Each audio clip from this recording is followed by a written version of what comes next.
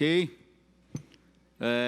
Presente o número regimental de senhoras deputadas e senhores deputados, sob a proteção de Deus, iniciamos nossos trabalhos. Esta presidência dispensa a leitura da ata da sessão anterior e recebe o expediente. Nesta data, hoje é dia 1º de dezembro de 2020, iniciamos o pequeno expediente com os seguintes oradores inscritos. Primeiro orador, deputado delegado Olim, deputada doutora Damares Moura, deputado Major Meca. Fará uso da palavra? Enquanto o senhor se desloca para a tribuna, eu quero fazer uma convocação.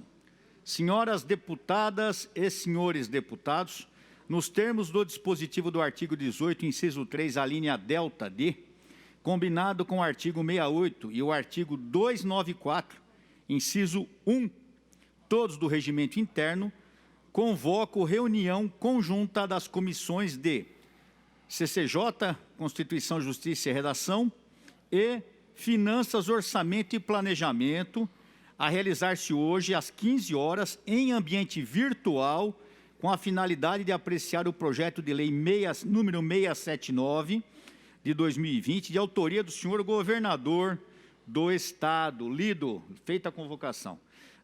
Deputado Major Meca, Vossa Excelência tem um tempo regimental. Boa tarde, senhor presidente, senhoras, senhores deputados. O Tribunal de Justiça Militar do Estado de São Paulo está adotando medidas que está condenando policiais militares à morte. Chegou ao nosso conhecimento movimentações que estão sendo feitas de internos, de ex-policiais militares que estão cumprindo pena no Presídio Militar Romão Gomes, sendo movimentados para o sistema comum. Isso é condenar um ser humano por 2 vezes, por um mesmo motivo. O policial condenado está cumprindo a sua pena e sendo movimentado para um presídio comum, ele é apenado novamente, recebe a pena de morte. Porque um policial militar, ele nunca deixa de ser um policial. Assim, ele é identificado pelos cidadãos e principalmente pelo crime. Para o crime sempre será e sempre se tratará de um policial. Nós oficiamos a Corregedoria do Tribunal de Justiça Militar e o diretor, o comandante do Presídio Militar Romão Gomes, para que nos seja informado quantas movimentações dessa natureza foi feito, quem são os ex-policiais e para onde foram movimentados. Na data de ontem, em reunião com o deputado federal, capitão Derrite, nós apresentamos uma proposta e ele levará esse projeto de lei à Câmara Federal.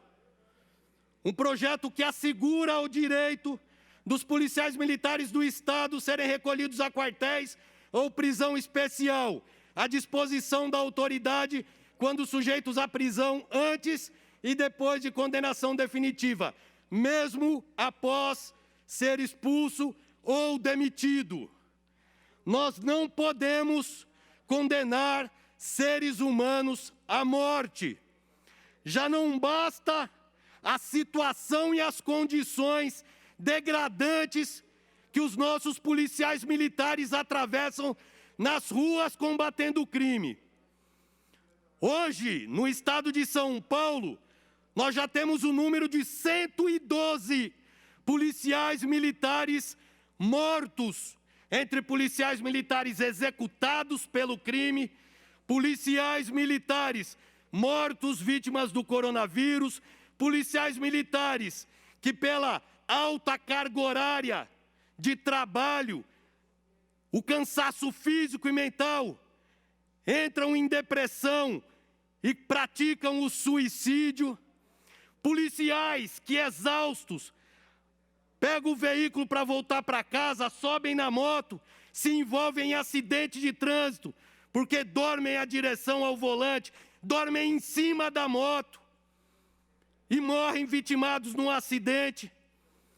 Situações e condições que nós trazemos ao conhecimento de todos os parlamentares, do governador João Dória, e medida alguma é adotada para apoiar esses homens e mulheres que estão dando o seu sangue e a sua vida pelo povo de São Paulo.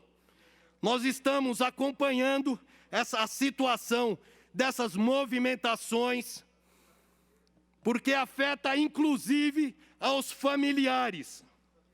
Imagina a família de um policial militar na fila de um presídio comum, misturado ali com várias outras pessoas que servem ao crime organizado. Nós não podemos permitir que medidas como essa condenem mais uma vez policiais militares à morte. Repito, o ex-policial, ele é sempre visto e sempre será visto como um integrante das fileiras da corporação. Então, eis aqui a nossa indignação ao Tribunal de Justiça Militar, que está adotando essa medida, condenando nossos policiais à morte. Isso não é justo, isso não é direito. E cabe ao comando da corporação se juntar a nós para que nós não permitamos que medidas como essa sejam levadas a efeito, que ferem a dignidade da pessoa humana. Muito obrigado. Muito obrigado, senhor deputado. O próximo deputado, o deputado Castelo Branco. Deputado Dr. Jorge do Carmo. Vossa Excelência tem um tempo regimental.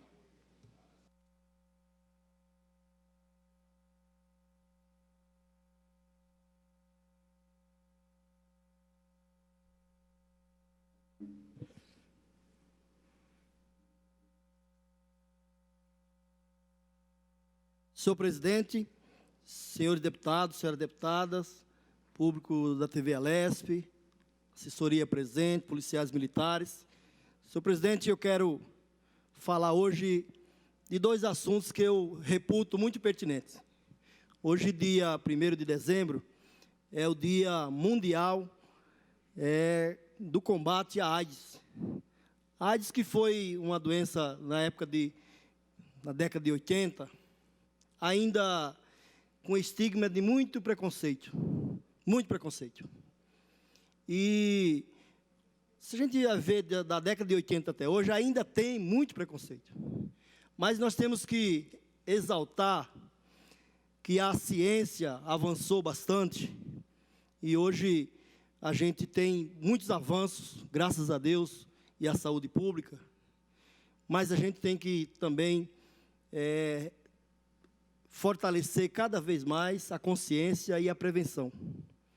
Então, quero dizer que para mim é de muita alegria fazer a luta em defesa da saúde pública, do SUS, como política pública de direito universal, e também a prevenção contra a AIDS, essa doença que ainda tem muito preconceito no nosso país e no mundo, mas em especial aqui no Brasil. Mas eu quero, senhor presidente, também falar hoje de um outro assunto que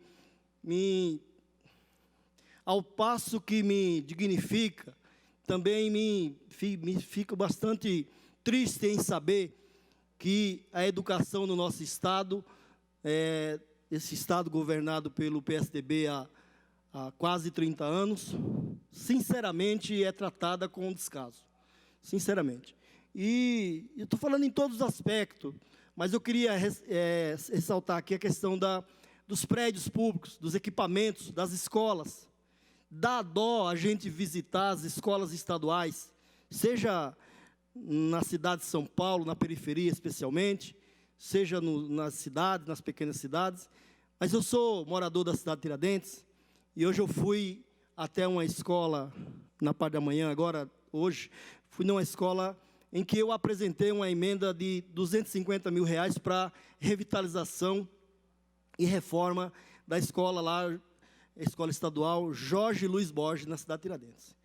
E pasmem, a direção lá, elas ficam maravilhadas quando um deputado, né, tem a sensibilidade de apresentar um recurso para melhorar aquele equipamento. Porque um estado rico como o estado de São Paulo, é vergonhoso a gente saber que tanto recurso tem do FDE, do Fundo de Desenvolvimento Educacional, e o governador do estado, e o secretário, e a sua assessoria, infelizmente não dá a menor atenção. E a gente vê escolas que sequer o banheiro é possível ser utilizado, por conta do descaso, né, do abandono em que está os nossos equipamentos públicos, as escolas estaduais. E aí eu pergunto, como é que alguém quer uma sociedade educada? Como é que um estado governador quer uma sociedade melhor, se a educação é tratada desse jeito? Por isso eu fui hoje nessa escola conversar com a direção, com os representantes lá do nosso mandato e da sociedade lá na cidade de Tiradentes, onde eu moro, com muito orgulho há mais de 30 anos. E, sabe, é uma satisfação a gente poder ajudar a melhorar as condições, né, de uma escola pública estadual, em que deveria ser a obrigação do Estado.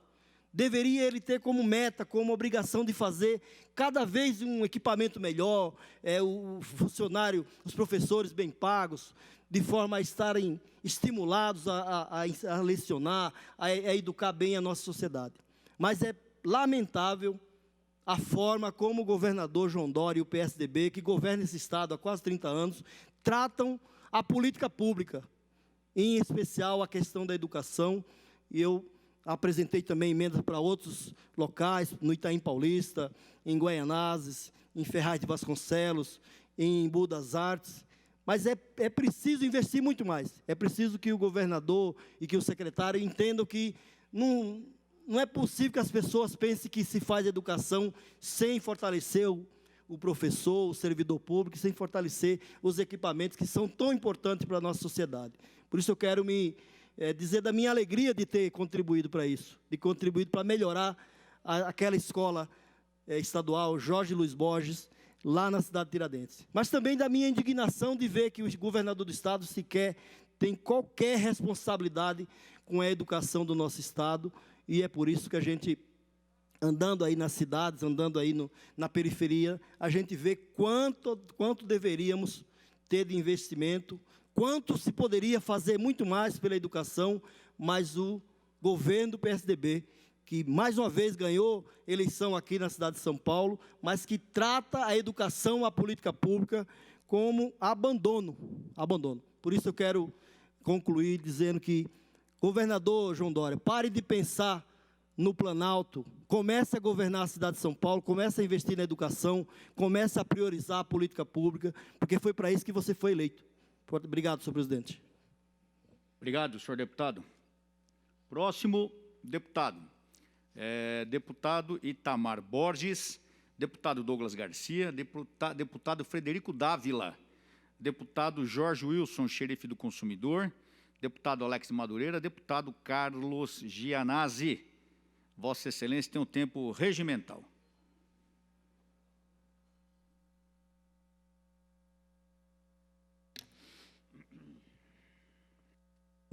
Senhor presidente, senhores deputados, senhoras deputadas, telespectador da TV Assembleia. Senhor presidente, eu venho à tribuna no dia de hoje, aqui na Assembleia Legislativa, para denunciar mais uma vez, que eu já fiz isso há alguns dias atrás, e nada foi feito. A Prefeitura de São Paulo se omitiu, né? Inclusive, hoje eu quero acionar aqui da tribuna a Corregedoria do município de São Paulo, para que haja uma profunda investigação no que vem acontecendo na DRE do Campo Limpo, que é uma diretoria de ensino da Secretaria Municipal de Ensino. Nós estamos recebendo, senhor presidente, várias denúncias de que lá foi instalado um gabinete do ódio, né, que persegue professoras, gestoras, diretoras, supervisoras, coordenadoras pedagógicas.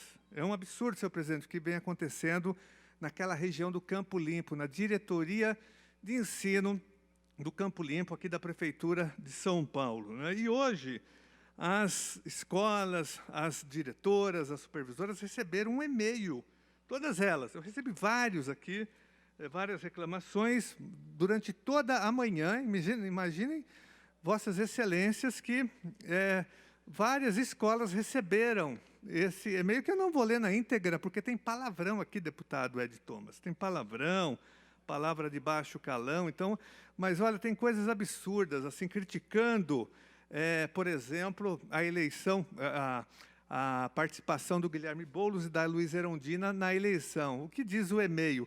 Esse e-mail, ele parte de uma tal de Amanda Rosa. Eu nem sei se é fake isso, se ela existe. O fato é que as escolas estão recebendo.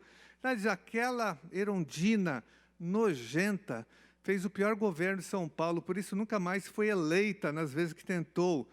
Essa praga, né, Luísa Erundina, olha só, deveria ir para o inferno, logo encontrar com aquele maldito Paulo Freire, patrono dos invasores de terra, e era um lixo humano na terra. Depois tem uma parte que eu não vou ler porque tem palavrão, não vale a pena.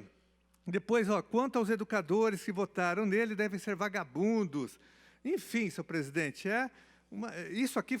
esse e-mail foi enviado para as escolas da rede municipal, para os supervisores de ensino, né? Agora, tem aí algo que já aconteceu anteriormente, que eu tinha já denunciado, que era um outro post feito por um professor da região que trabalha na Secretaria da Educação, lá na Diretoria de Ensino, esse Fábio Rodrigo Botas, que, no ano passado, ele tinha postado aqui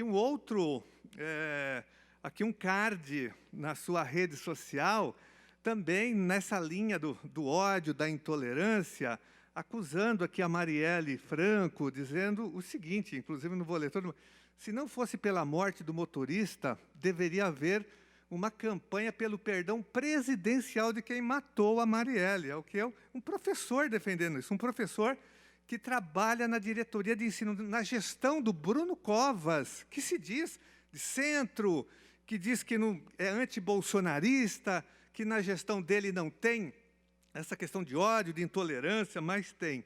Tem porque ele mantém na diretoria de ensino do Campo Limpo um gabinete do ódio, mantém, me parece que servidores propagando, né, essas postagens de ódio e de intolerância contra as professoras, contra as supervisoras de ensino e contra diretoras, senhor presidente. Inclusive, foi aberto um processo, porque quando ele postou isso daqui, houve uma indignação geral, porque o post é pior. Eu li só uma parte aqui, deputado Ed Thomas, porque é deprimente. Aliás, aquela desembargadora do Rio de Janeiro foi processada pelo Conselho Nacional de Justiça, porque fez uma postagem semelhante a essa daqui, porque ele disse que a Marielle defendia traficantes, cultura anticristã, tudo mentira, isso aqui é fake news, é mentira, é política do ódio, é gabinete do ódio na prefeitura da gestão do PSDB aqui em São Paulo. Então, é grave essa situação.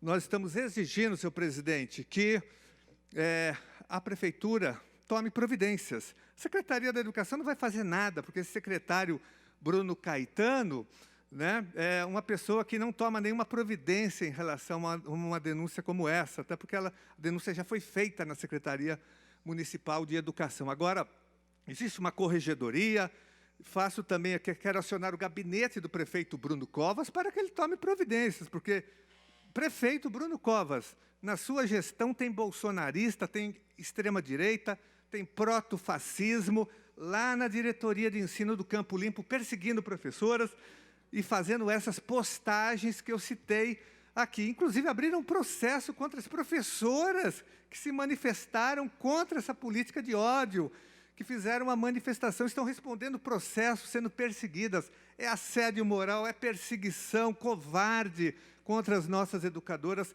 que nós não vamos permitir, senhor presidente. Então, da tribuna, eu quero acionar, senhor presidente, quero solicitar que as cópias do meu pronunciamento, das notas taquigráficas, sejam encaminhadas ao prefeito Bruno Covas, para que ele tome as providências, e à corregedoria também do município de São Paulo, para que cesse esse gabinete do ódio na diretoria de ensino do Campo Limpo, senhor presidente, e dizer que o vereador Celso Janazzi, na Câmara Municipal, já fez uma convocação, tanto desse Fábio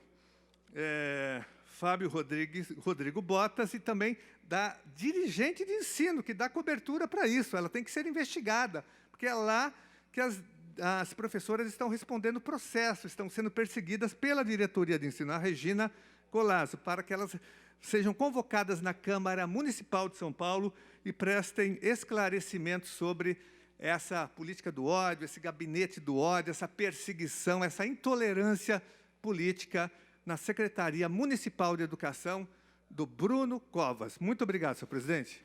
Muito obrigado, senhor deputado. Então, eu determino a nossa assessoria que encaminha as palavras do deputado Carlos Janazzi ao senhor prefeito do Estado de São Paulo e à corregedoria do município de São Paulo, conforme a solicitação do senhor deputado. Próximo deputado, deputado Coronel Telhada. Eu falarei posteriormente na lista suplementar. Deputado Gil Diniz, deputado Adalberto Freitas, deputado Maurici, deputada Janaína Pascoal. Pela lista suplementar, deputado Edmir Chedid, deputado Delegado Olim, deputado Castelo Branco, deputado Jorge Wilson, xerife do consumidor, deputada Carla Morando, deputado Caio França, deputado Coronel Nishikawa, deputado agente federal Danilo Balas. Vossa Excelência tem um tempo regimental.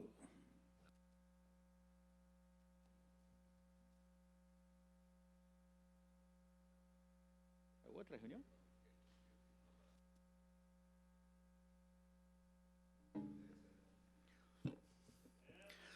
Senhores deputados, senhoras e senhores que nos acompanham pela TV Assembleia, servidores desta casa, nobres policiais militares que sempre estão aqui nos guardando.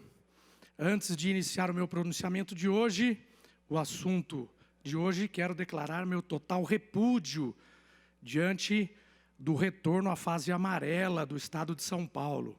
O governador João Dória, infelizmente, retrocede no Estado de São Paulo, colocando em risco a população por conta da economia do Estado de São Paulo. Justamente, presidente, num período pós-pandemia, que os comerciantes tinham o alento do mês de dezembro para melhorar as suas finanças aí de seu local de trabalho, de sua instituição, de seu comércio. Então, é um absurdo que isso aconteceu.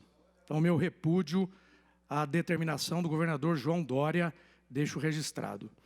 Em nossas andanças pelo Estado de São Paulo, estive recentemente na cidade de Jundiaí. Jundiaí, mais de 420 mil habitantes, está bem próximo da capital, aqui de São Paulo. Estivemos rodando pela cidade, até buscando contatos para determinar a ida de emendas parlamentares para a cidade, que nos abraçou, e tive votação naquela cidade, sim. Próximo. Temos um grupamento aéreo da Polícia Militar, parece um outro assunto, mas não é vinculado à minha visita de Jundiaí. O grupamento aéreo está presente em várias cidades e trabalha, dentre outras bases, São José dos Campos, Campinas, que é a base mais próxima de Jundiaí, Ribeirão Preto, Bauru, São José do Rio Preto, Praia Grande, Sorocaba, que é a minha terra, Presidente Prudente, onde nosso amigo Ed Thomas, parabéns, Ed Thomas eleito prefeito de Prudente, temos o grupamento aéreo lá, trabalho em conjunto com Vossa Excelência, pode ter certeza, Piracicaba e Araçatuba. O grupamento aéreo trabalha muito pelo Estado de São Paulo, no policiamento urbano, policiamento de trânsito e de choque, policiamento ambiental e rodoviário, dando apoio a ocorrências da Polícia Rodoviária, resgatando feridos, presos em ferragens que o Corpo de Bombeiros e a própria concessionária, todo aquele aparato, retira de acidentes, missões de salvamento, resgate aeromédico e transporte de órgãos. Para quem não sabe, o grupamento aéreo da Polícia Militar, os helicópteros, eles fazem transportes de feridos e também de órgãos para transplante pelo Estado de São Paulo. Pois bem, em Jundiaí, ao lado da prefeitura, nós temos um heliponto. E em visita à cidade de Jundiaí, sempre chega a nosso conhecimento, senhoras e senhores, chegam algumas denúncias. Até por ser da Polícia Federal, as pessoas acabam procurando o nosso trabalho, o nosso apoio, e também por ser deputado estadual e tendo a prerrogativa da fiscalização de órgãos públicos e irregularidades nos municípios. Este é o heliponto ao lado da Prefeitura de Jundiaí. Pode passar o próximo. Prefeitura é o prédio maior, à esquerda, e logo onde os senhores estão vendo as 3 bandeiras, percebam que há um gerador de cerca de 3 toneladas e um pequeno trator. Pode voltar anterior, por gentileza, técnica? E um pequeno trator conhecido como Bobcat, exatamente no heliponto. É inadmissível uma ação dessa de uma prefeitura, de um prefeito, de um gestor, colocar no meio de um heliponto um gerador e uma Bobcat. Pode passar.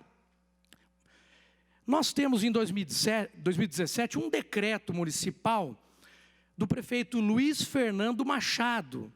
Engraçado que ele foi reeleito na cidade de Jundiaí. E é engraçado que ele descumpre um projeto, é um decreto dele mesmo. Ele tem um decreto que ele coloca no município e ele descumpre o próprio decreto dele. É artigo 3º do decreto. Pode voltar para eu falar o número do decreto, por gentileza.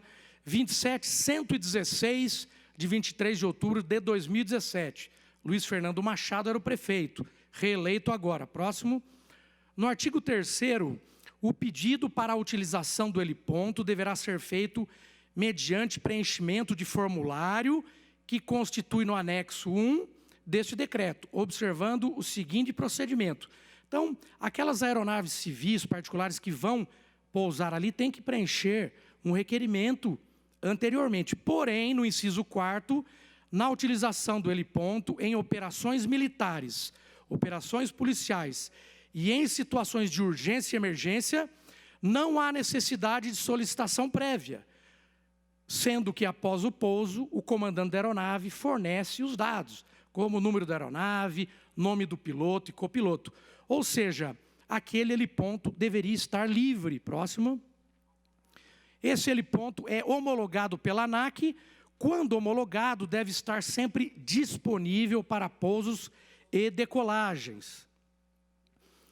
Caso haja uma necessidade de interdição para a manutenção do heliponto, a prefeitura, no caso, deve notificar a ANAC e o DCEA, que é o Departamento de Controle do Espaço Aéreo, o qual emitirá a NOTAM, avisando a indisponibilidade para pousos e decolagens de aeronaves.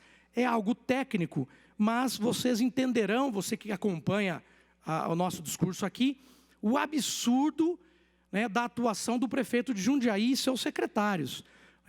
A próxima. Estou encerrando, presidente. A prefeitura de Jundiaí, a NOTAM, que está ali embaixo, que está 0, ele não emitiu a NOTAM, ele não notificou a ANAC, o DCEA, que estava em obras. Ou seja, para o grupamento aéreo, para a polícia militar, para a aeronáutica, o exército, aquele heliponto está pronto para pousos e decolagens. Do lado da prefeitura, nós temos um hospital. O grupamento aéreo socorre feridos e transporta órgãos. Então, há um claro descumprimento de regras da ANAC, do DCE e o próprio decreto municipal. Para encerrar, presidente, próximo. Essa é a prefeitura e o heliponto com gerador. Para finalizar, a segurança aérea está comprometida, socorro de feridos, transporte de órgãos e o apoio a ocorrências também. O que estamos fazendo? Requerimento de informações ao prefeito, por qual motivo travou aquele heliponto, representação ao Ministério Público e ofícios à ANAC e à Polícia Militar. O que o prefeito não fez, nós faremos oficiando a ANAC e a Polícia Militar. Muito obrigado, senhor presidente, pela paciência e a todos que nos acompanharam pela TV Assembleia. Obrigado, senhor deputado. Peço que Vossa Excelência aguarde para que possa assumir a presidência e eu fazer uso da palavra. Antes, portanto, porém, quero fazer essa convocação, senhoras deputadas e senhores deputados, nos termos do disposto do artigo 18, inciso 3, a linha delta, combinado com o artigo 68 e o artigo 294, inciso 1, todos do regimento interno, convoco reunião conjunta das comissões de Constituição, Justiça e Redação, Administração Pública e Relações do Trabalho, Finanças, Orçamento e Planejamento, a realizar-se hoje, 1 minuto após a última convocação, em ambiente virtual, com a finalidade de apreciar o projeto de lei número 687 de 2020, de autoria do senhor governador do Estado. Feita a convocação, por favor. Solicito que o deputado Danilo Balas assuma a presidência dos trabalhos.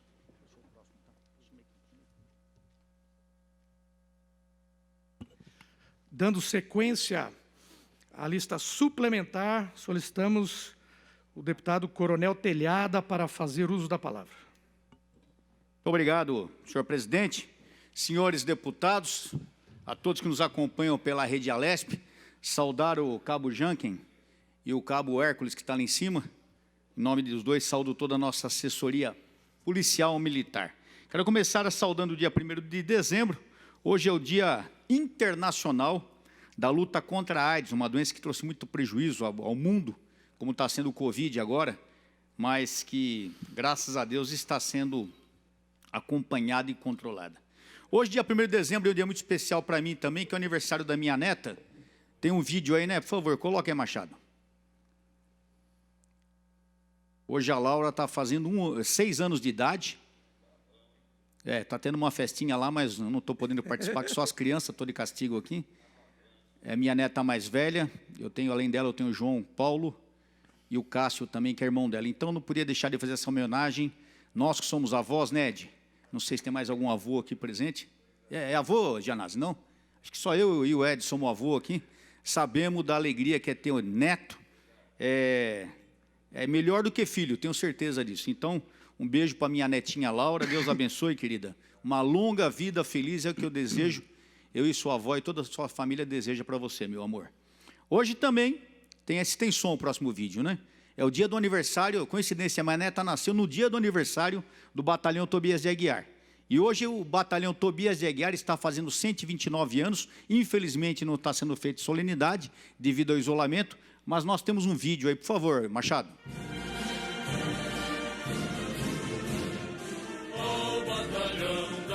Essa é a canção do batalhão.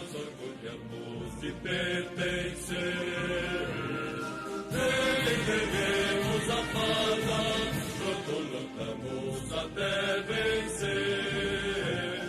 Não nos dará medo a guerra, com toda afrontamos seu rigor. O filho da nossa terra, nunca se encanta, Senhor amor.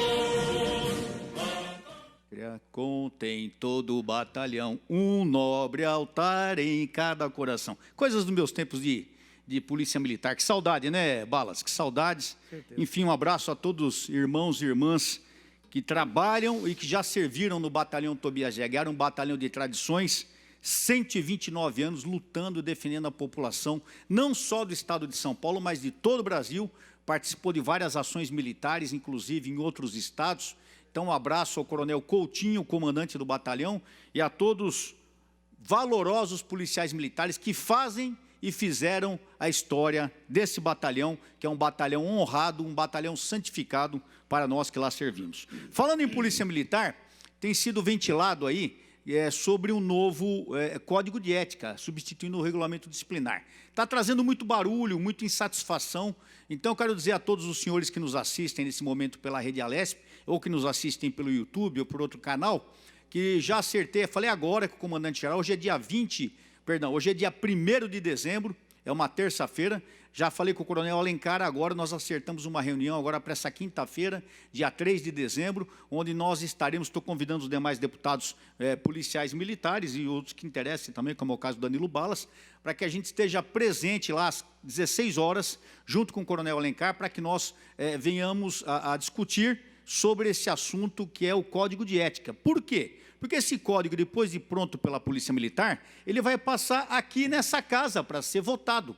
Então, é interesse que eles também tenham a participação desses deputados, nós queremos participar dessa confecção desse código de ética, até para que a gente traga depois para os demais deputados o que é que está sendo feito, para que ele seja votado de uma maneira até rapidamente, de uma maneira prática e faça o melhor para toda a instituição Polícia Militar e o melhor para a população de São Paulo. Então, quinta-feira, 16 horas, aos deputados policiais militares, solicito que estejam conosco lá numa reunião com o senhor comandante-geral. Estamos preocupados e acompanhando a tropa, pode ficar tranquilo que nós estaremos atentos a tudo por aqui. Continuando falando de Polícia Militar, quero falar de uma ocorrência, uma bela ocorrência, onde policiais militares salvaram um bebê de 2 meses que estava engasgado 2 vezes em 24 horas. Na madrugada de quarta e quinta-feira, policiais militares do 39º Batalhão, aqui na Zona Leste de São Paulo, salvaram a pequena Eloá, de apenas 2 meses de idade. Puxa vida, que valor tem isso, né? Ninguém paga isso, né, Ed Thomas? Ninguém paga essa criança salva por policiais militares que estão na foto aí. Os policiais militares desengasgaram o bebê que foi levado pela mãe às pressas até a base da PM. Veja bem, a mãe não foi para o pronto-socorro, ela foi para a base da Polícia Militar, porque ela sabe que ali tem alguém que vai atendê-la. Essa é a nossa Polícia Militar. Então a mãe, em vez de correr para o hospital, correu para o quartel da polícia.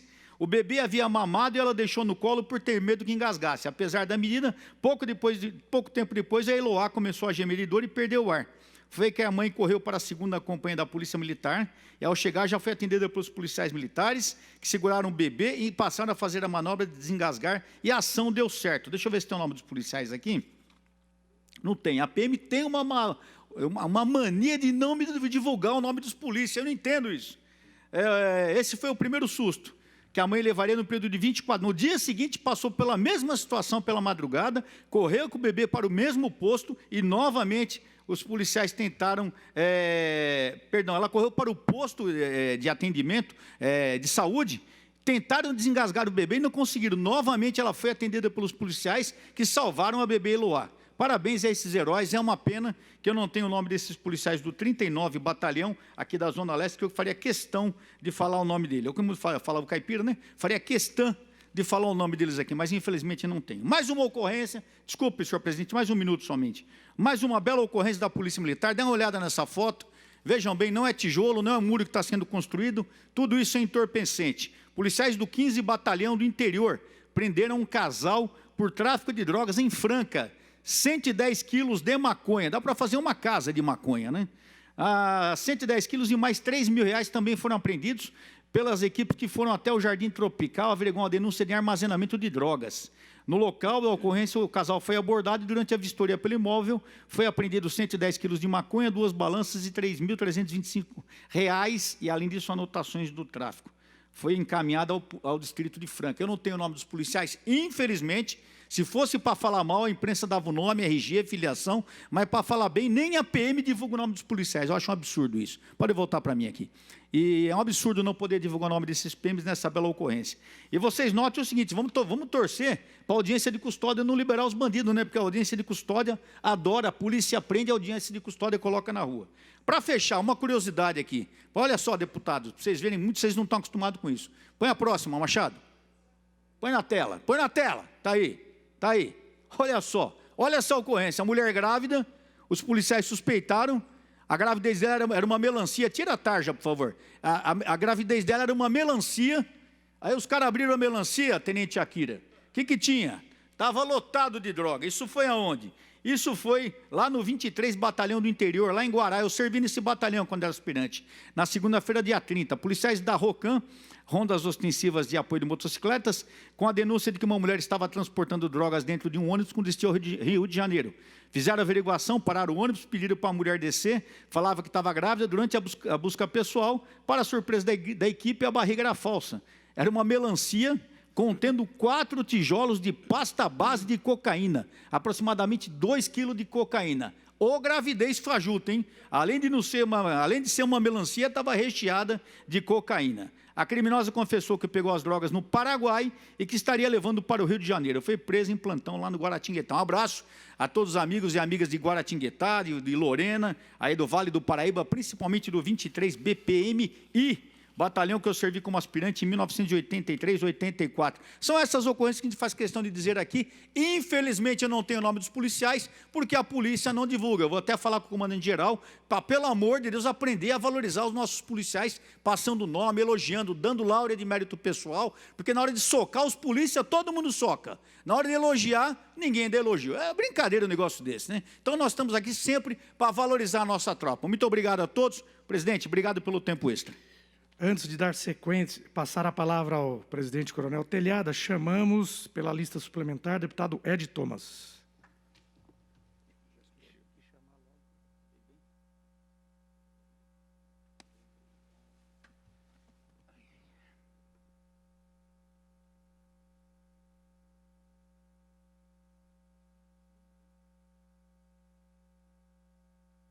Senhor presidente, na presidência dos trabalhos, digno amigo, deputado, Coronel Telhada, Danilo Balas, Carlos César, deputados e deputadas da Assembleia Legislativa do Estado de São Paulo. Eu aproveito, na presidência, meu amigo Coronel Telhada e o Danilo Balas, nós fazemos parte do PDO, Parlamentares em Defesa do Orçamento. E eu gostaria de solicitar para ambos, claro que para todos os deputados e deputadas dessa casa, mas em especial, deputados trabalhadores do PDO, para que a gente faça uma ação importante para que ela chegue ao nosso presidente da República, presidente Bolsonaro, em especial à senhora Michele Bolsonaro, primeira-dama deste país, ao ministro Pazuello, que é o ministro da Saúde. Por quê? Eu vou falar da Valentina.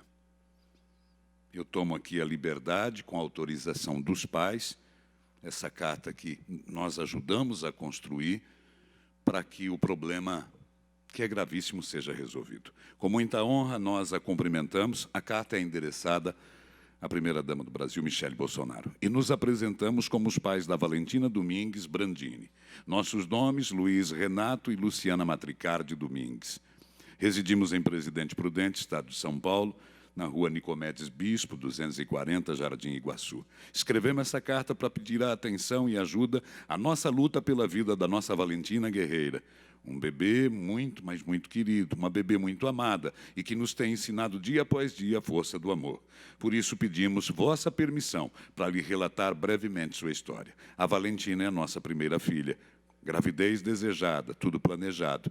Nasceu no tempo certo, através de cesárea, por opção, nossa opção, com um pré-natal tudo normal. Recebemos alta e ela veio para casa conosco, onde durante os primeiros 45 dias de sua vida tudo correu normal, até que a partir daí começamos a observar que nossa menina começou a perder os movimentos de suas perninhas, não flexionava e nem as erguia. A partir desse momento, nossa luta começou para um diagnóstico médico. Através de encaminhamento do pediatra, fomos enviados para avaliação de um neurologista. Obter, assim, a autorização para consulta não foi fácil. Só conseguimos quando a Valentina estava com 4 meses e não possuía nenhum controle do pescoço. Como nós dizemos, estava bem molinha. Após a avaliação, a neurologista pediu o exame genético próprio para detectar a AME, atrofia muscular espinhal. E 20 dias após a solicitação da médica, o resultado chegou e constatou que ela tem AME tipo 1, o mais grave e o mais agressivo. Com o resultado em mãos, fomos informados da gravidade da doença, com prognóstico de vida de 2 anos, sem o tratamento. E, infelizmente, a AME é a doença neuromuscular que mais mata crianças na infância. Mas foi-nos dada a esperança, a certeza de Deus a nos guiar pela vida da nossa filha. Quando a médica, com sua sabedoria, nos fortaleceu, nos informando sobre avanços da medicina e na possibilidade de cura. O Insparaza é o medicamento que está sendo usado em seu tratamento. Esse remédio é aplicado na medula espinhal e ela recebeu 4 doses em 2 meses, que são as de ataque. Depois, de 4 em 4 meses, ela tem que tomar uma dose porque o efeito do remédio vai terminando. Assim será para o resto da vida. Para tomar esta medicação, todas as vezes tem de ser realizada a internação. E é de grande sofrimento a pequena Valentina. No momento que lhe escrevemos, estamos na UTI, porque na quinta-feira, dia 26 de novembro, ela fez uma cirurgia para colocar uma sonda por perda de deglutição. Hoje, com 8 meses, ela precisa do uso de respirador. A doença afeta toda a parte muscular. Suas mãozinhas, com muito esforço, seguram um brinquedo por um pequeno espaço de tempo. Mas há esperança de cura para o nosso bebê, onde poderemos vê-la sentar, andar, comer, respirar e voltar a viver como uma pessoa normal. Esta cura tem o nome de Zolgensma. Em 17 de agosto de 2020, ocorreu a aprovação do Zolgensma pela Anvisa. Esse medicamento, de propriedade da farmacêutica Novartis, é uma terapia genética de dose única. É a segunda medicação para tratar a AME aprovada no Brasil. O Zolgensma obteve o registro na Anvisa para o tratamento de pacientes pediátricos diagnosticados com AME do tipo 1, com até 2 anos de idade, com mutações bialélicas no gene do SMN1, ou até 3 cópias de outro gene conhecido como SMN2. A aprovação significa que a medicação já pode ser comercializada no Brasil, mas é conhecido como o medicamento mais caro do mundo. Custa inacreditáveis 12 milhões. 12 milhões. Esse é o valor deste medicamento, que não pode ser nem, infelizmente, o valor de uma vida. Tanto o Spinraza quanto o Zolgensma aumentam a produção da proteína, mas somente o Zolgensma é capaz de neutralizar os efeitos da AME. O pedido, e eu já vou encerrar, senhor presidente, da Luciana, né, e do Luiz, essa pequenina, a Valentina, de 8 meses, é uma foto, a Valentina pequenininha e a Valentina hoje internada, é que a gente faça chegar, em especial, deputado Coronel Telhada, Danilo Balas, e a chegada do meu amigo Gil, da proximidade que se tem com o presidente da República e com a nossa primeira-dama, a senhora Michele, que já trata dessa dificuldade. Eu sei que é um trabalho dela, da nossa primeira-dama, e sei do interesse do presidente. A gente sabe que a Anvisa, nesse momento, discute vacinas e mais vacinas, né, para o Covid, 12 milhões de reais. 12 milhões. Inacessível. E eu usei esse microfone com a autorização dos pais, estou revertendo e mandando um ofício à senhora Michele, ao senhor presidente Bolsonaro, ao ministro Pazuello, e faço essa solicitação ao amigo Gil, sei dessa proximidade, que não é pouca, para que faça chegar mais rápido ainda, né, desse pedido, do Danilo Balas, do Coronel, a gente faz parte também do PDO, uma ação de todos, daqueles que puderem se somar, para a gente cuidar não só da Valentina, mas de outros casos neste país. É muito, mas muito dinheiro. Nós avançamos muito, porque já está no Brasil, né? Já teve esse estudo e já teve essa luta para que aqui pudesse chegar esse medicamento. Mas ainda, infelizmente, é inacessível. Fica aqui esse apelo, e que esse apelo chegue ao nosso presidente, ao nosso ministro, à nossa primeira-dama, senhora Michele. Obrigado, senhor presidente, pela tolerância. Obrigado, senhor deputado. Parabéns. Próximo deputado, o deputado Carlos César. Vossa Excelência tem um tempo regimental.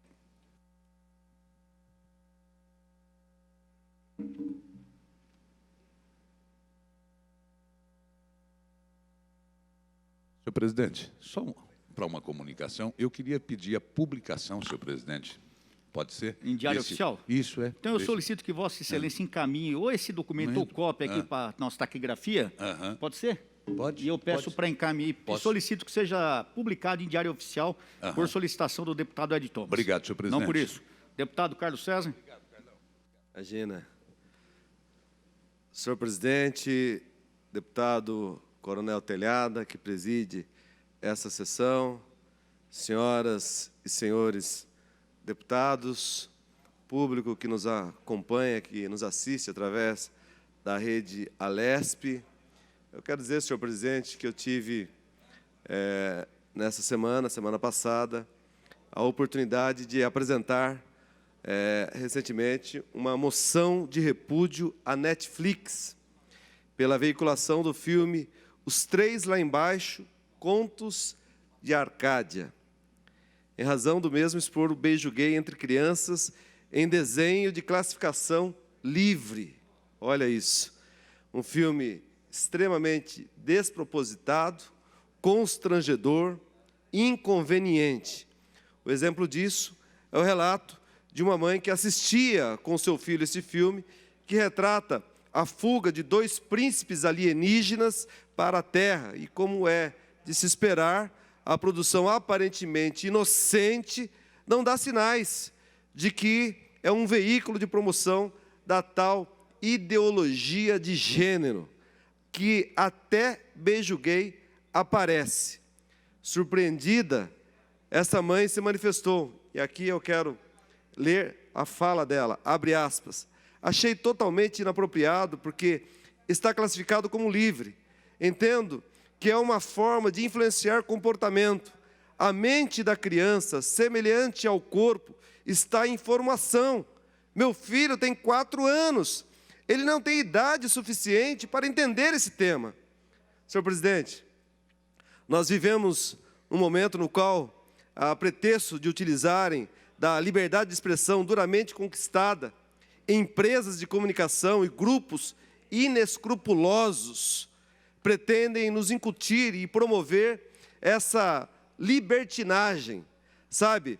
Ou seja, empresas ou grupos que não têm senso de respeito usam da liberdade para ultrapassar limites, para afrontar valores morais da família brasileira que nos são tão caros a todos nós. Sabe, nós temos por obrigação nos contrapor a esse estado de coisas. Temos que ser coerentes com a nossa formação familiar e moral, com os nossos valores, com os nossos princípios. Temos que ser coerentes com a fé que professamos. Temos que ser coerentes com o honroso atributo que nos foi dado aqui pelos colegas parlamentares para ser coordenador da Frente Parlamentar Evangélica deste parlamento. E assim nós o fizemos, com essa coerência, apresentando uma moção de repúdio à Netflix. Não me causou surpresa alguma reações que surgiram de adeptos de uma vida libertária, de padrão moral mais flexível, principalmente nas minhas redes sociais. Mas isso é a democracia, senhor presidente. É a convivência pacífica entre os contrários. Mas, porém, é digno aqui de nota a virulência, a truculência, a falta de respeito daqueles que, em minha página, nas minhas redes sociais, se manifestaram contra a nossa iniciativa. Nas palavras lançadas atrás de um teclado em ambiente virtual, onde muitas vezes o afoito perde a noção do limite, não havia uma crítica construtiva, mas sim o ódio com respeito ao nosso posicionamento. A esses eu lanço mão da célebre frase dita por Voltaire, né, o francês filósofo iluminista, que dizia: olha, não concordo com uma só palavra do que dizes, mas defenderei até a morte o vosso direito de dizê-lo. Isso é democracia, conviver. Né? Mas nós vamos aqui seguir promovendo e cultivando para as famílias e nossas crianças a respeitabilidade, o bom conceito, a seriedade, a dignidade e o pudor. São valores que devemos transmitir às novas gerações, objetivando vencer essa pressão pela degeneração dos costumes a que nossas crianças estão expostas nos dias atuais. A Netflix, a era é de racionalidade. Menos é mais. Menos ousadia é mais respeito. E eu espero que vocês nos respeitem, eu espero que respeitem as famílias brasileiras, que respeitem os valores e princípios morais que nos trouxeram até aqui. E nós não vamos admitir jamais que seja entregue agora às nossas crianças. Nós podemos dizer, deputado Gil Diniz, que é inescrupuloso, que é vergonhoso o que essas empresas de comunicação fazem, porque estão atacando, não a nós, mas estão atacando as nossas crianças, de forma sutil, querer incutir essa malfigerada ideologia de gênero, que nós não vamos admitir jamais. Apenas isso, senhor presidente. Muito obrigado, senhor presidente. Nesse momento, eu encerro o pequeno expediente. Eu queria antes fazer aqui só uma correção na ocorrência que eu falei sobre os policiais que salvaram o bebê, lá na bebê Eloá, lá no 39 Batalhão, não é no 39 Batalhão que é da Zona Leste, é o 39 BPMI, na cidade de São Vicente, Então, um abraço a todos, amigos e amigas do querido Batalhão 39 BPMI, lá em São Vicente. O deputado Carlos Janazzi queria...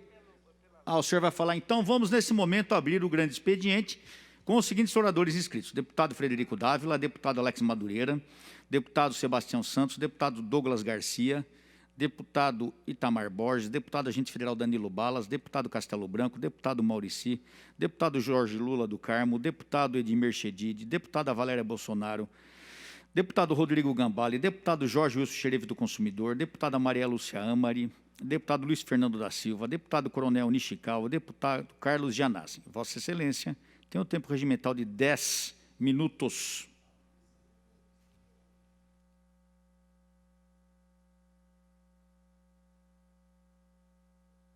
Senhor presidente, de volta a esta tribuna, eu quero aqui denunciar mais um ataque do IANSP, do governo Dória, contra os nossos servidores, que estão, senhor presidente, sendo abandonados nessa área da assistência médica. O IANSP, além de agora aumentar a porcentagem da contribuição, para quem fizer 59 anos, vai para 3%, os filhos vão ter que pagar também contribuição, enfim, os dependentes, os agregados, ou seja, haverá um verdadeiro confisco salarial por conta da aprovação do PL 529, esse PL do governador Dória, que nós votamos contra, mas ele foi aprovado. Mas, mesmo assim, senhor presidente, agora no orçamento, na peça orçamentária, o governo disponibilizou apenas R$4.000 para o IANSP.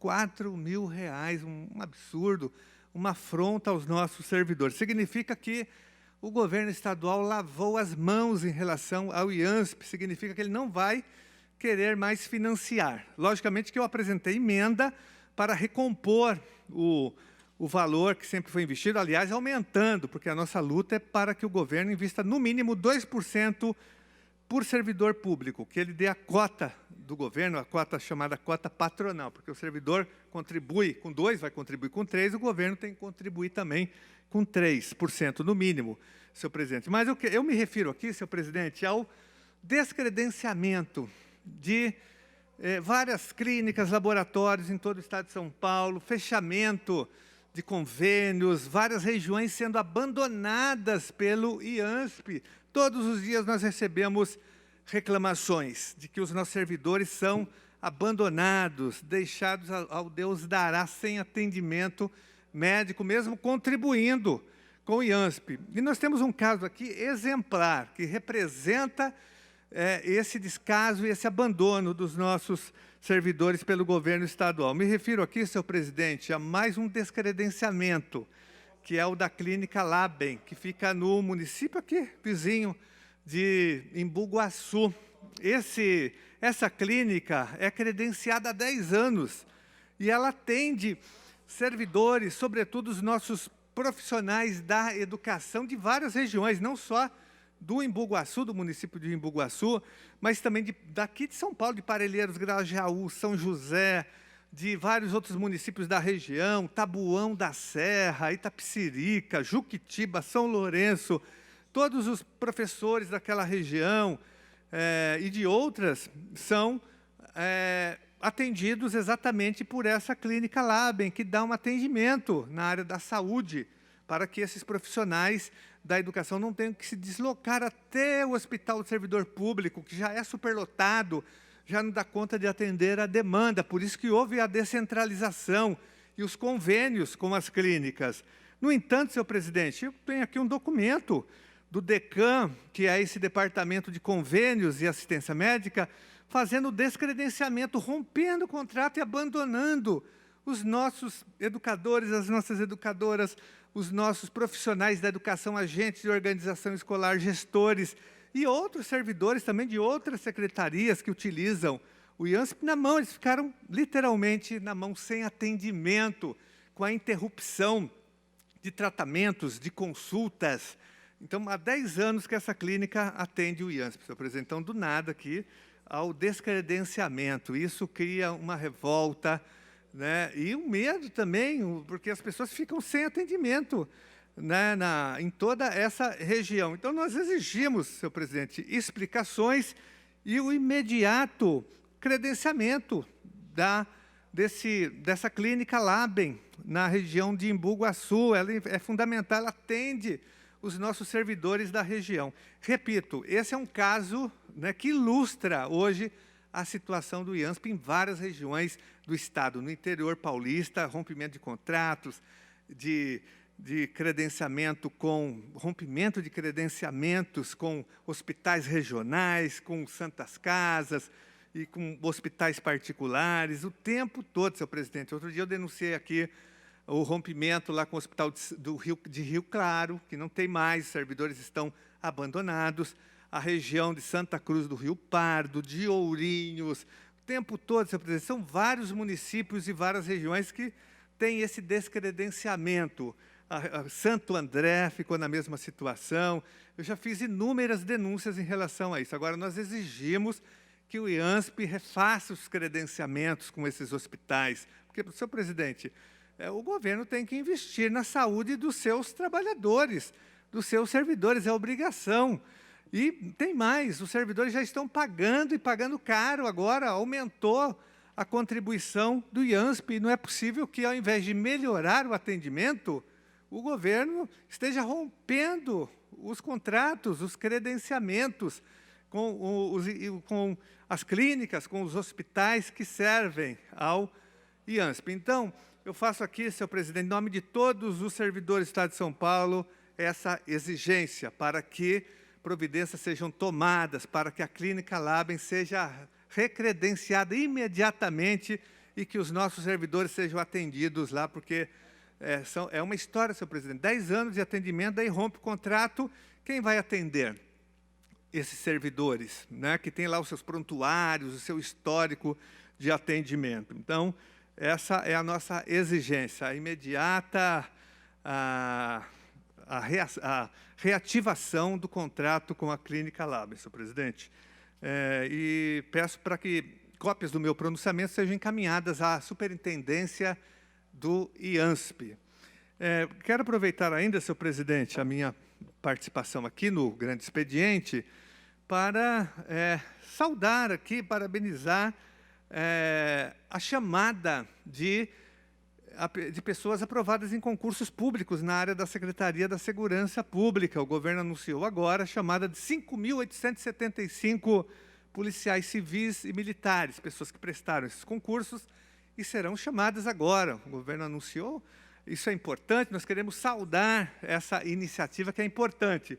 Mas queremos também, e eu quero aqui, senhor presidente, exigir veementemente que o governo faça o mesmo com os outros aprovados.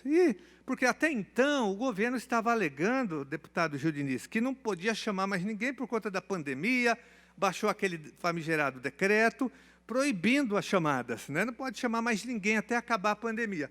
Depois veio a lei do Bolsonaro, a lei 173, também, que, na verdade, ela não proíbe a chamada de aprovado se tem cargo vago, mas o governo estava usando indevidamente a lei complementar 173 para também não fazer a chamada aqui em São Paulo. Agora, do nada, o governo chama, porque teve pressão, movimentação, e isso é ótimo, o governo tem que chamar. Agora, nós queremos, deputado Gil Diniz, presidente da Assembleia Legislativa, aqui em exercício, na verdade, deputado, o governo tem que chamar também quem?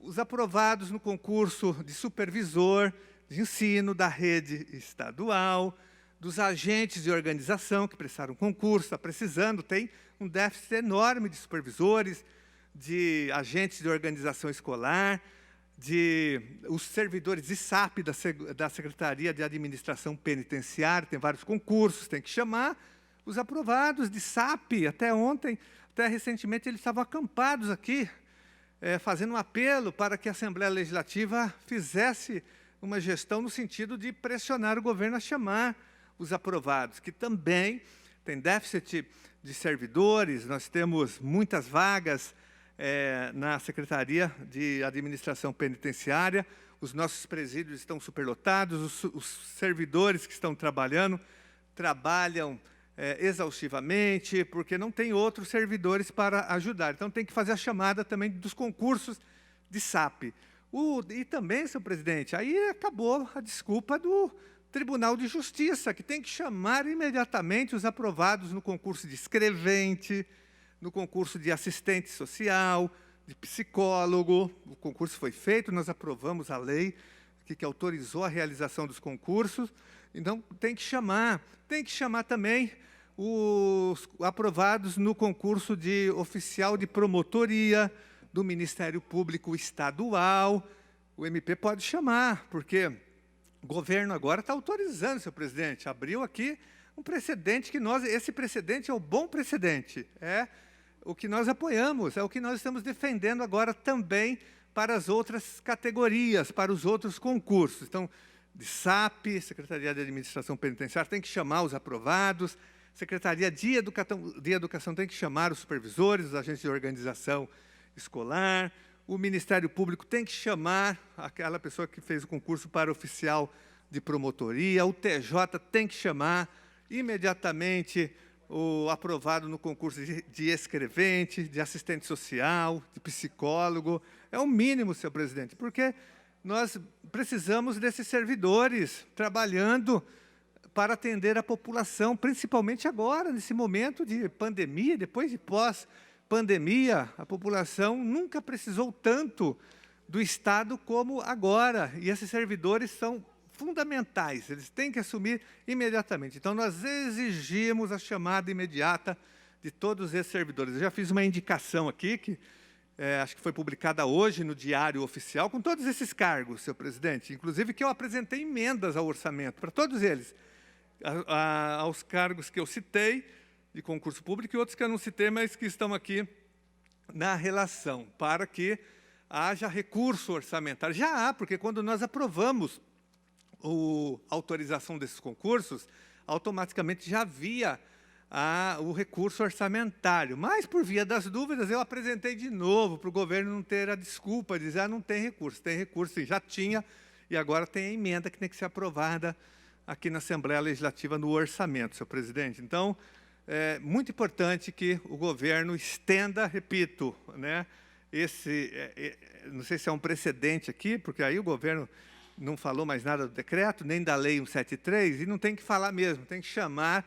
os aprovados. Essa é uma necessidade histórica hoje do Estado de São Paulo, senhor presidente, no Tribunal de Justiça, no Ministério Público e no Executivo. Muito obrigado. E também na Defensoria Pública, que nós precisamos de mais servidores. Muito obrigado, senhor presidente. Obrigado, nobre deputado. É regimental, encaminharemos as notas taquigráficas à presidência do IANSP. Com a palavra, a nobre deputada Carla Morando. Com a palavra, o nobre deputado César. Com a palavra, o nobre deputado Coronel Telhada. Com a palavra, o nobre deputado Sargento Neri. Com a palavra, o nobre deputado Conte Lopes. Com a palavra, o nobre deputado Carlos César. Vossa Excelência, tem o tempo regimental.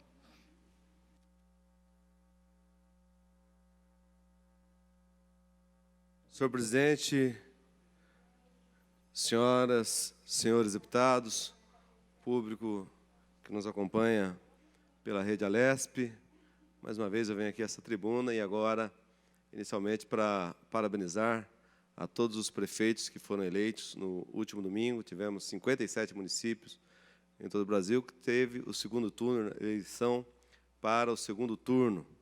E nós temos aprendido a torcer, a orar e abençoar as nossas autoridades, aqueles que estão em eminência. Então, nós não somos aqueles que torcem o contrário. Pelo contrário, nós queremos ajudar todos aqueles que ganharam, né, principalmente na minha cidade, na cidade de Sorocaba, onde o lado que nós empenhamos, trabalhamos para que pudesse ser eleito não foi, né? A democracia é isso, a vontade soberana do povo, por 53%, ganhou o Rodrigo Manga, e o meu desejo a ele que Deus o abençoe, que ele tenha muito sucesso no seu governo, no seu mandato, e aquilo que nós pudermos fazer para ajudar a cidade de Sorocaba, nós vamos fazer para continuar ajudando o nosso município. É assim que funciona a democracia. Nós não torcemos para que o piloto do avião vá mal. Pelo contrário, eu torço para que vá muito bem, porque todos nós estamos ali inseridos, e em Sorocaba são mais de 700 mil habitantes,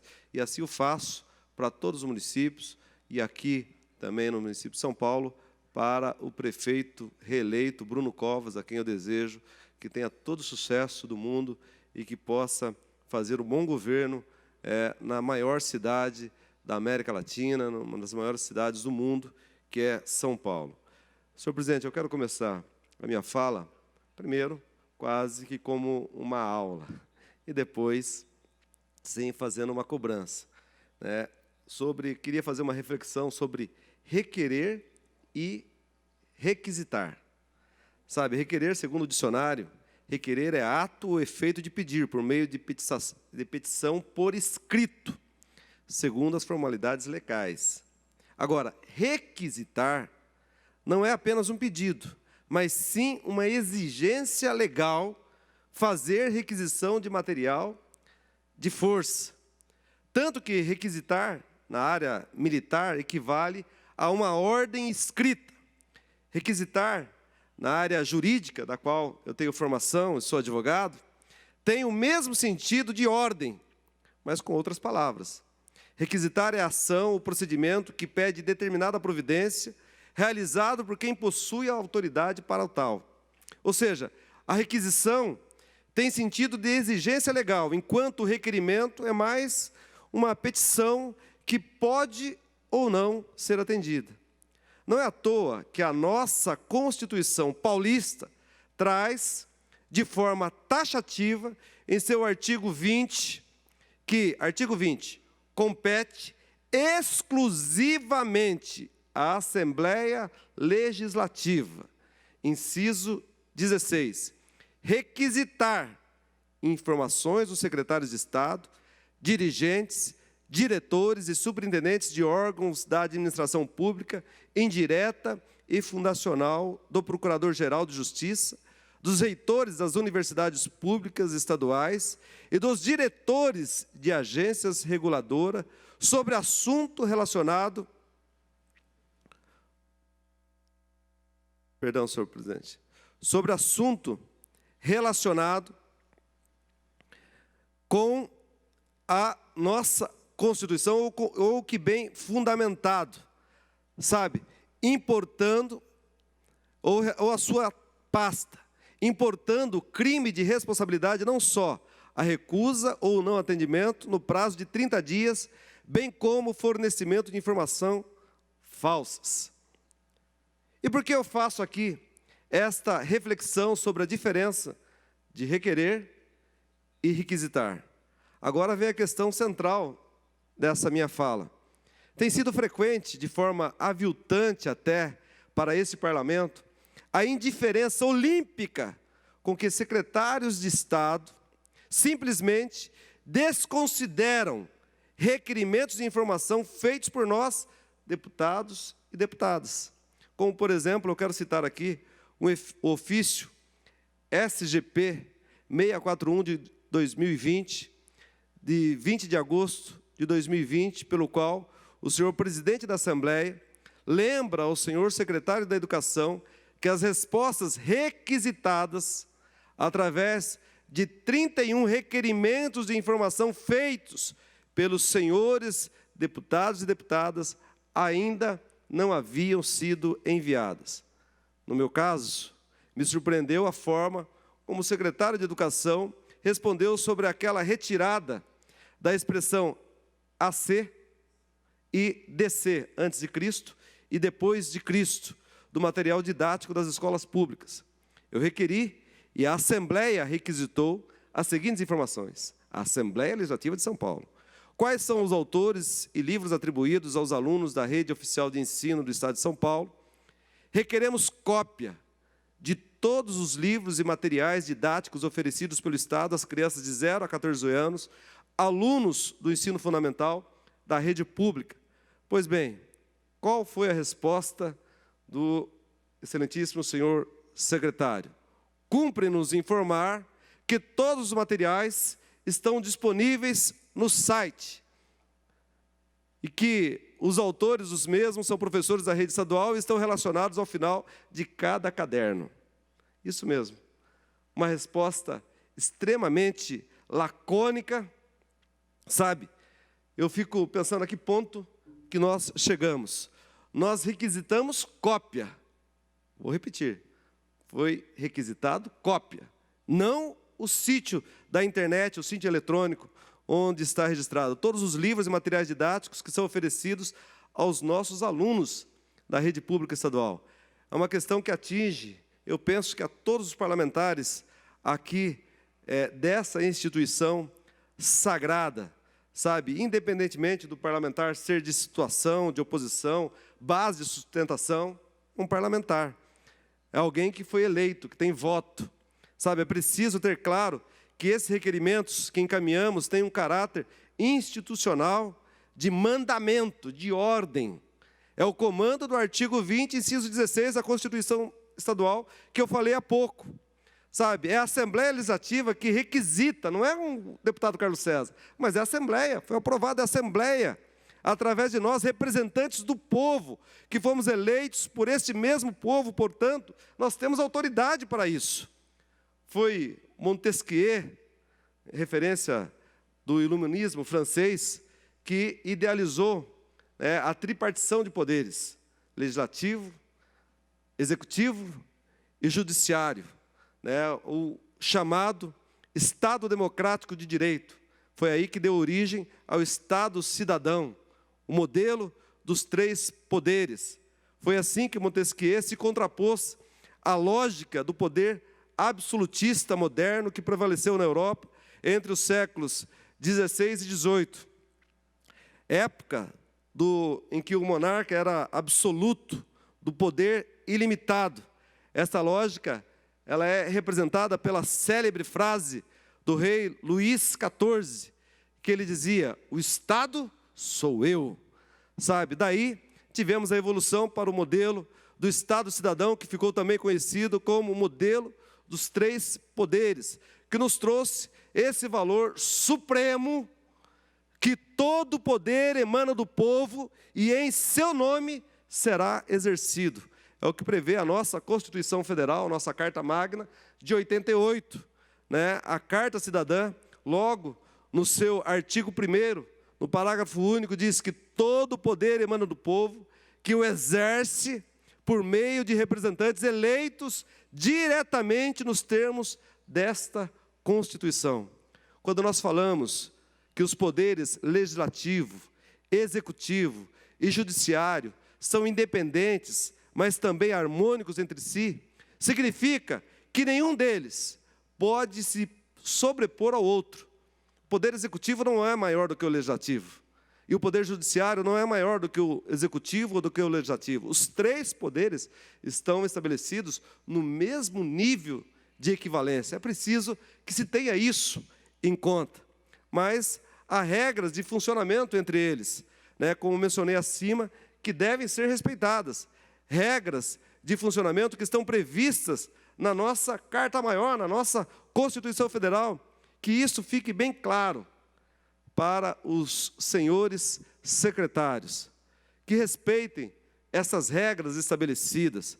A Assembleia requisita, respeitado o nosso ordenamento legal, eu espero que os senhores secretários atendam às determinações dos representantes do povo. Ao final, senhor presidente, eu solicito a transcrição dessa minha manifestação no Diário da Assembleia Legislativa de São Paulo. Senhor presidente, eu quero agora tratar de um outro assunto, me resta alguns segundos, mas dizer também desse momento em que toda a sociedade está vivendo, e aqui no estado de São Paulo, nós tivemos a regressão para a fase amarela. Eu eu entendo que se nós fizermos sempre as mesmas coisas, nós teremos sempre os mesmos resultados. Não é possível que, faltando cerca de 2 a 3 meses para se fazer um ano que essa pandemia se estabeleceu aqui no nosso país, que ela chegou aqui, nós ainda não aprendamos a lidar com ela. É fato que o momento de maior pico de contágio, e aqui não há negacionismo, é fato que a doença existe. Nós tivemos na nossa casa, eu perdi gente querida, gente que eu amava muito, e infelizmente perdi porque o tratamento foi demorado, porque no começo se falava muito, olha, fique em casa, e você só vai para o médico quando você estiver faltando ar. Meu Deus do céu, quando a pessoa está com falta de ar, ela já está morrendo, ela vai ter que ser entubada, vai ter que receber oxigênio, e aí muitos morreram. Então, senhor presidente, só para fazer essa fala, é preciso que mude as estratégias. Não é possível, nós não vamos falar de uma ação efetiva, onde se ofereça mais testes, e se fala, olha, população, se você é o menor sintoma, vai lá e faça um teste, sabe? Como que a população baixa pode fazer um teste na farmácia, custando R$ 123? Eu quero parabenizar alguns prefeitos que estão fazendo convênios e estão testando em massa, como, por exemplo, o prefeito de Carapicuíba, que tem feito testagem em massa. Eu quero parabenizar o prefeito da cidade de Porto Feliz, que faz uma gestão proativa, que faz a profilaxia antes dos seus pacientes, e o resultado está aí, óbvio. Esse prefeito de Porto Feliz foi reeleito com 92% dos votos. Será que a população não aprova isso? Sabe, nenhum morto naquela cidade. Então, eu quero aqui dizer que nós precisamos avançar. Sabe, eu quero lamentar que nós, aparentemente, falamos uma coisa e dá essa sensação agora, o comércio fica todo preocupado, sabe, porque as pessoas estão falando, a senhora vai reduzir o horário, e aí quando você reduz o horário no comércio, você coloca mais gente naquele horário. Então, me parece que não é uma decisão acertada. Sabe, o momento que nós tivemos mais mortes, mais internações, as pessoas estavam em casa. Então, é preciso, e só para encerrar a minha fala, senhor presidente, sabe, há um versículo na palavra de Deus que fala que a humildade precede a honra. Nós, gestores, todos, precisamos ter humildade para reconhecer os cases de sucesso, onde deu certo. E algumas coisas deram certo. Porto Feliz deu certo e está sendo exemplo para muitas cidades. Porto Feliz fica ao lado de Sorocaba. Sabe, eu parabenizo o prefeito da cidade de Porto Feliz e todos os gestores que estão inovando.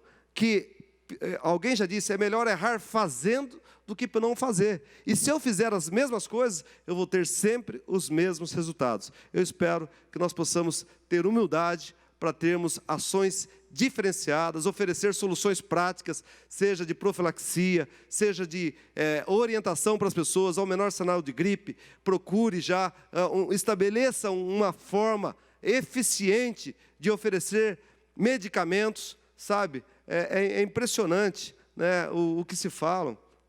Agora, nós esperamos que essa vacina chegue rápido, que ela oriente, que as pessoas possam se vacinar, mas é preciso vencer esse medo que se estabelece nas pessoas. O medo não faz bem, e eu falo sempre da esperança. Eu gostaria que todos nós falássemos de esperança para toda a nossa população de São Paulo. É isso, senhor presidente. Obrigado. A solicitação é regimental. Eu convido a assumir aqui a presidência dos trabalhos, deputado Carlos César.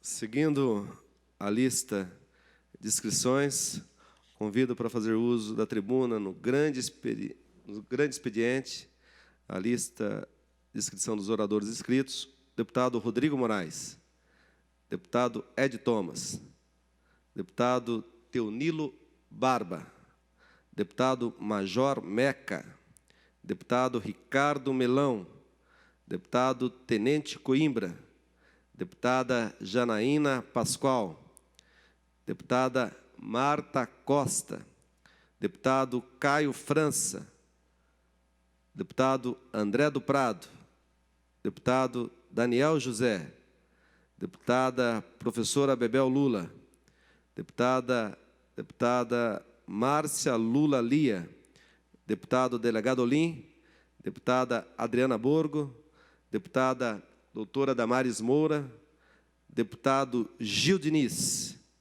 Tem Vossa Excelência o tempo regimental de 10 minutos para uso do grande expediente.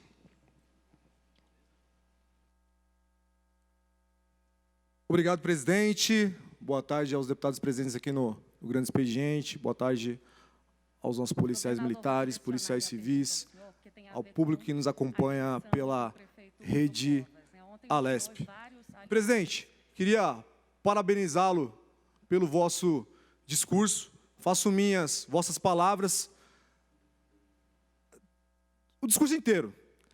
Mas essa questão do secretariado, dos nossos requerimentos de informação, desse descaso com o parlamento, dos secretários. O senhor falou de 31 requerimentos, mas haviam mais. Vejam vocês que nos acompanham pela rede Alesp, que acompanha aqui o nosso trabalho. Governador, secretários, diretores, tem 30 dias, é um prazo que é constitucional. Eles abusam da nossa boa vontade, abusam, rasgam a nossa Constituição. Quando nós pedimos, deputado Carlos César, informações para dar um retorno para o nosso eleitor, para fiscalizar o Poder Executivo, como o senhor falou, há uma tripartição de poderes, o Estado Democrático de Direito, deputado Douglas Garcia. Nenhum poder é superior ao outro, são independentes e harmônicos, mas fazem questão de fazer chacota de nós. E quando respondem de qualquer forma, de qualquer maneira, como o senhor colocou bem aqui. Foi requisitado a cópia do material pedagógico das nossas crianças em sala de aula, do seu filho, dona Maria. O que o secretário respondeu? Procura lá no site. Ora, não foi isso que foi solicitado. Não foi isso. Eu já solicitei aqui, quero que vocês saibam, o número de policiais militares que fazem a escolta do Alexandre de Moraes. Solicitei aqui o número de viaturas que fazem a escolta do ministro do STF. Por quê? Porque o Senado Federal, ele tem a polícia legislativa, ele tem recurso. Por que está onerando o Estado de São Paulo? A guarda pretoriana do senhor senador, do ministro. Por quê? E eu fui eleito para isso, para fiscalizar. Agora, se o ministro é amigo do governador, que é amigo do secretário de segurança, que é amigo sei lá mais de quem, é problema deles. Eu estou fazendo o meu papel. A resposta foi dessa maneira. Ora, é direito do ministro, há policiais na escolta dele, e ponto final. Uma falta de respeito, não responderam absolutamente nada. E isso eles fazem constantemente, e não importa se o deputado é independente, se o deputado é da oposição, se o deputado é da base do governador.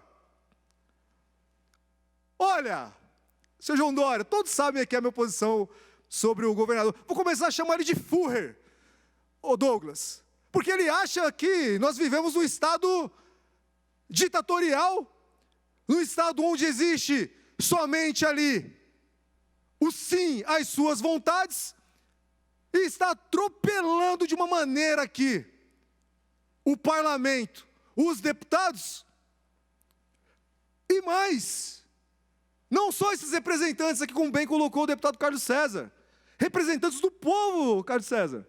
Nós tivemos votos, a população confiou em nós, esse mandato aqui nos mandou para cá, e nós não exercemos um mandato em nome do Carlos César, em nome do Douglas Garcia, em nome do Gil Diniz, é em nome do povo de São Paulo, que nos honrou com esse mandato. Exatamente, não tem um voto, quer legislar, não, mas Exatamente, foi indicado pelo senhor governador. Mas olha, a gente precisa repensar tudo isso. Porque o judiciário não tem voto. O secretário é indicado pelo governador para exercer esse trabalho. E nós estamos aqui para fiscalizá-los. Em nome do povo de São Paulo. Obviamente. Cada um aqui representa os seus eleitores, os seus segmentos. E é a esse povo que nós devemos o nosso mandato, a nossa lealdade, a nossa fidelidade. Não é esse senhor que ocupa o Palácio dos Bandeirantes, que tenta fazer o que bem dá na sua telha. Falo para você agora que me acompanha de casa. Se o governador quiser acabar com o nosso Natal, nos trancar de novo dentro de casa, como nos fez na nossa Páscoa, fechou as nossas igrejas, não permitiu os nossos cultos. A palavra de ordem é desobediência civil. Não aceitem. Não aceitem que um canalha como João Dória, que no último feriado de finados foi para o Caribe com a sua família, no avião do senhor Rubens Ometo. Repito, no último feriado de finados, não faz tanto tempo assim, início do mês, o governador foi para o Caribe, São Bartolomeu, no avião do seu amigo Rubens Ometo, com a sua família. Perguntei aqui nessa tribuna, e aí, governador, a máscara estava combinando com a sunga? Seu hipócrita, canalha, olha aqui o que ele, jornalista agora no domingo, perguntou para ele sobre o domingo, perguntou ontem lá no Palácio, se não é um contrassenso, ele está lá com seus pares aglomerando, comemorando a vitória do seu amigo de partido, senhor Bruno Covas. Põe aqui, por favor, a pergunta da jornalista. Governador, vou direcionar minha pergunta ao senhor, porque tem a ver com a eleição do prefeito Bruno Covas. Ontem o senhor e vários aliados, além de imprensa, militância, estiveram na comemoração e nos discursos de vitória do prefeito Bruno Covas. Nessa parte do discurso, pelo menos, estavam aglomerados, tinha muita gente numa sala fechada. E hoje vieram os anúncios das medidas restritivas, o senhor mais uma vez reforçando as medidas preventivas, sanitárias, uso de máscara, álcool em gel. Isso não é um contrassenso, governador? E como deixar a população segura, como fazer a população seguir essas medidas diante do que ela viu ontem? Tainá, eu ontem fui a uma coletiva de imprensa, não fui a uma comemoração. Ali, no local onde eu estava, estavam jornalistas também, de todos os veículos de comunicação, muitos dos quais estão aqui, inclusive jornalistas que estão aqui também. Eu não fui participar de uma comemoração nem celebração. É isso que eu tenho a responder a você. É esse tipo de resposta que nós temos. É isso aqui que nos respondem nos requerimentos de informação. Esse mentiroso aqui, esse mitômano. Como não estava lá comemorando? Quem não viu a imagem dele segurando lá a mão do Bruno Covas, num sinal de vitória, junto com seus pares ali, celebrando a vitória da Prefeitura de São Paulo aí para o Tucanato? Quem não viu? Quem não viu ali eles aglomerando, se abraçando, beijando? Quem não viu? A Pepa estava lá, deputado Arthur Duval. Estava lá abraçando o João Dória. A Pepa estava lá. Mal comparando, coitada da Ana Maria Braga. Tem gente chamando ela de Ana Maria Braga, está muito semelhante ali. Mais uma Ana Maria Braga, poxa, bem acabadinha, Ana Maria, muito mais bonita e muito mais decente que essa deputada. Mas estavam lá, é fato, não estou inventando absolutamente nada. Então o governador agora, começo do mês, foi para o Caribe. Aglomerou agora, deputado Douglas, fizeram de tudo, deitaram e rolaram. Na comemoração da vitória, todo mundo se abraçando, se beijando. E agora vai colocar o povo de novo dentro de casa.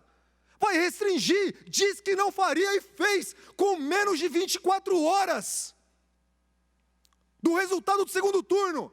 Já mandou restringir o estado inteiro. Não tem nenhum plano de ação, deputado Carlos César. Nenhum. Tanto é que ele colocou o estado inteiro na fase amarela. Não tem nada.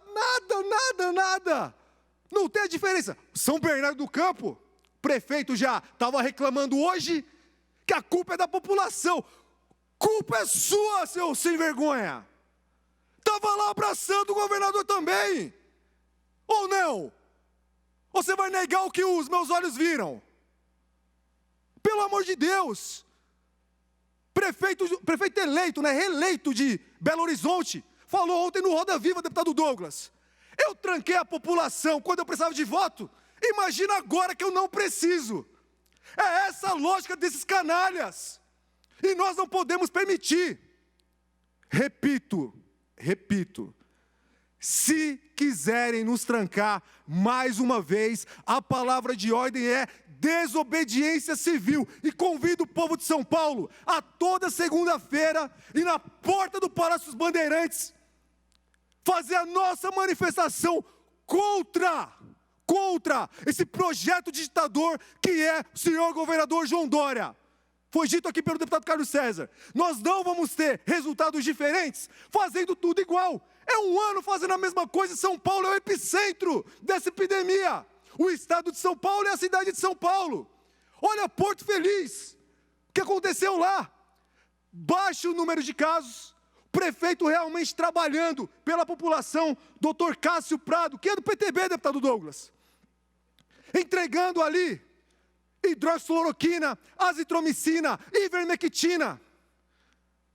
Remédios aí abominados por esse projeto de ditador que domina o Palácio dos Bandeirantes. Até quando? E estou falando aqui, já vou deixar bem claro, não tenho partido, não posso obstruir. Agora, se necessário for, vou vir aqui para a tribuna discutir cada requerimento, cada projeto, pode ser 15, 30, 1 hora. Não me importa.